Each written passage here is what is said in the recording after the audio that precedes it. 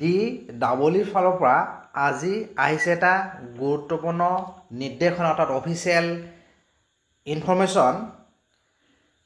LPP যি ৫,৫৫০টা পদৰ ইতিমধ্যে ফাৰ্ষ্ট প্ৰভিশ্যনেল মেৰিট লিষ্ট প্ৰকাশ পাইছে। এই মেৰিট লিষ্টত ইতিমধ্যে একাংশ প্ৰাৰ্থী উইথহলৰ লগতে আন একাংশ প্ৰাৰ্থী মাল্টিপুল ছিলেকশ্যন হৈ আছিলে অৰ্থাৎ মাল্টিপুল আইডিৰ সহায়ত আবেদন কৰিছিলে। এজন প্ৰাৰ্থী হয়তো একাধিক টেট কোৱালিফাইড হোৱাৰ কাৰণে LPতে হওক মোৰ দেন ওৱান ডিষ্ট্ৰিক্ট নাইবা LPP দুটা ছিলেকশ্যন হৈছিলে। সিহঁতসকলৰ কাৰণে ইতিমধ্যে ভেৰিফিকেশ্যনৰ কাৰণে বা যিসকলে মাল্টিপুল ছিলেকশ্যন হৈছিলে সিহঁতৰ কাৰণে ছিংগল পষ্ট ছিলেকশ্যনৰ কাৰণে ইতিমধ্যে নটিফিকেশ্যন প্ৰকাশ পাইছে। কিন্তু তাৰ লগতে মই আগৰ ভিডিঅ'সমূহত উল্লেখ কৰিছিলোঁ যে একাংশ প্ৰাৰ্থীয়ে যিহেতু অসম চৰকাৰৰ অধীনৰ বিভিন্ন বিভাগৰ কেইবাটাও নিযুক্তি প্ৰক্ৰিয়া চলি আছে, ইয়াৰ ফলত একাংশ প্ৰাৰ্থীয়ে যি SRD হওক নাইবা BTR যি LPP নিযুক্তি নাইবা গ্ৰেজুৱেট পোষ্ট গ্ৰেজুৱেটৰ নিযুক্তি হওক এইসমূহতো নিযুক্তি পোৱা প্ৰাৰ্থী বা লিষ্টত নাম থকা প্ৰাৰ্থীও এই যিখন যোৱা 10 তাৰিখে ফাৰ্ষ্ট প্ৰভিশ্যনেল মেৰিট লিষ্ট প্ৰকাশ পাইছে এই মেৰিট লিষ্টত নাম সন্নিৱিষ্ট হৈছে উল্লেখ কৰিছিলোঁ। চ' আজি এই সম্পৰ্কে আহিছে এটা গুৰুত্বপূৰ্ণ নিৰ্দেশনা আৰু এই নিৰ্দেশনাৰ ফলত একাংশ প্ৰাৰ্থীৰ বাবে নিশ্চিতভাৱে ভাল খবৰ হ'ব। এতিয়া চাওক নটিফিকেশ্যনখনত উল্লেখ কৰিছে যে whereas several recruitment processes are being conducted by different department under government of Assam। যিহেতু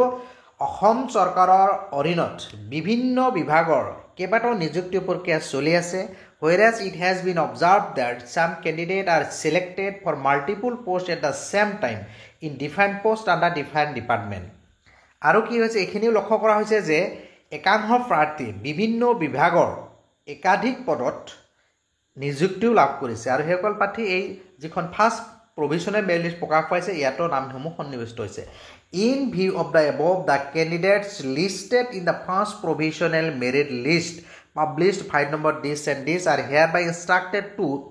voluntarily withdraw their names from the post of teachers of LP and UP school under DEE Assam against advertisement A and advice number B dated 26/12/2023 অৰ্থাৎ যি LPP ৫,৫৫০টা পদৰ যিসমূহ প্ৰাৰ্থী win বিভাগৰ win পদসমূহত selection হৈছে সিহঁতে স্বয়ংক্ৰিয়ভাৱে উদ্ধ কৰিব পাৰে সিহঁতৰ ছিলেকশ্যনসমূহ। চ' ইয়াৰ কাৰণে ইতিমধ্যে in this regard the candidates R requested to visit the official website of DEE Assam at this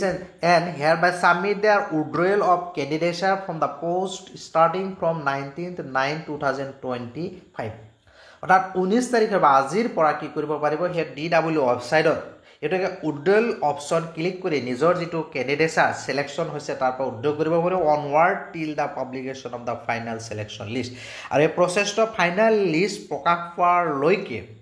পোৱাৰ আগলৈকে কি কৰিব পাৰিব এই উইথড্ৰল অপশ্যনটো এক্টিভ হৈ থাকিব। চ' যিসকল প্ৰাৰ্থীয়ে ইতিমধ্যে উইন বিভাগসমূহত বা উইন পষ্টসমূহতো ছিলেকশ্যন হৈছে সিহঁতৰ নাম যদি এই যিখন ফাৰ্ষ্ট প্ৰভিশ্যনেল মেৰিট লিষ্ট প্ৰকাশ পাইছে ৫,৫৫০টা LPP সিহঁতসকলে উইথড্ৰ কৰিলে নিশ্চিতভাৱে অলপ নম্বৰৰ কাৰণে পইণ্ট কিবা নম্বৰৰ কাৰণে যিসকল প্ৰাৰ্থী বঞ্চিত হৈ আছে সিহঁতসকলৰ কাৰণে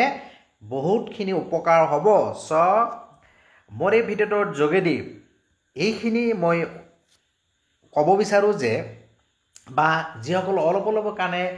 যি টেট কোৱালিফাইডসকলে নিজৰ নামসমূহ সন্নিৱিষ্ট হোৱা নাই আশাৰে বাট চাই আছে ফাইনেল মেৰিট লিষ্টৰ কাৰণে সিহঁতসকলৰ পক্ষৰ পৰা জনাব বিচাৰোঁ বা ক'ব বিচাৰোঁ যিসকলে ইতিমধ্যে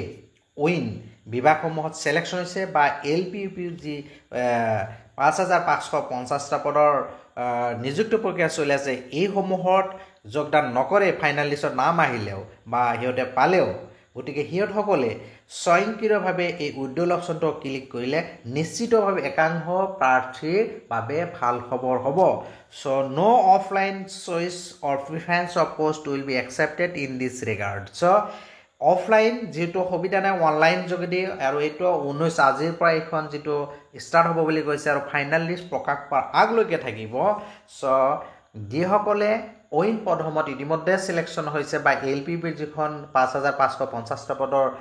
নিযুক্তি দিব এইসমূহত যদি যোগদান নকৰে সিহঁতসকলে যদি ফাৰ্ষ্ট প্ৰভিজন লিষ্টত নাম আহিছে সিহঁতসকলে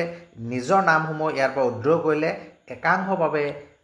নিশ্চিতভাৱে একাংশ প্ৰাৰ্থীৰ কাৰণে যথেষ্ট ভাল হ'ব আৰু মই যেহেতু আগৰ এটা ভিডিঅ'ত এনালাইচিছ যিটো কাট অফ মাৰ্ক সম্পৰ্কে উল্লেখ কৰিছিলোঁ যে কাট অফ মাৰ্কটো কেইবাটাও ফেক্টৰৰ ওপৰত ডিপেণ্ড কৰিব যেনেকুৱা উদ্ৰ থকাবিলাকৰ প্ৰপাৰ ডকুমেণ্ট ছাবমিট যদি কৰিব নোৱাৰে যিসকলে কৰিব পাৰিলে ভাল আৰু যদিও নোৱাৰে NISDLত হওক বা পেণ্ডিং থকা কিছুমান আছে যদি প্ৰপাৰ ডকুমেণ্ট ছাবমিট কৰিব নোৱাৰে সিহঁতসকলৰ কিন্তু যদিও প্ৰভিজনেল নাম আহিছে ফাইনেল লিষ্টত বা পৰৱৰ্তী লিষ্টত সিহঁতৰ নামসমূহ নাথাকে কিন্তু তাৰপিছত যিসকলৰ মাল্টিপুল পোষ্টত চিলেকশ্যন হৈছে সিহঁতৰ কাৰণে ইতিমধ্যে ছিংগল পোষ্ট চিলেকশ্যন কৰাৰ কাৰণে অপশ্যন দিছে সেইসমূহৰ পৰা একাংশ প্ৰাৰ্থী কমি যাব তাৰপিছত আজি যিখন লিষ্ট প্ৰকাশ পাইছে উইথড্ৰ অপশ্যন এই উইথড্ৰ অপশ্যনৰ ফলত কি হ'ব নিশ্চিতভাৱে একাংশৰ পৰা ভাল খবৰ আহিব মই এই ভিডিঅ'টোৰ যোগেদি গুৰুত্বপূৰ্ণ খবৰটো জনালোঁ ভিডিঅ' ভাল লাগিলে লাইক আৰু শ্বেয়াৰ কৰিব আৰু এনেকুৱা ধৰণৰ লেটেষ্ট গুৰুত্বপূৰ্ণ বাতৰিৰ বাবে যিসকলে চেনেলটো এতিয়াও ছাবস্ক্ৰাইব কৰা নাই চেনেলটো ছাবস্ক্ৰাইব কৰি ন'টিফিকেশ্যন বেলটো অল কৰি দিব থেংক ইউ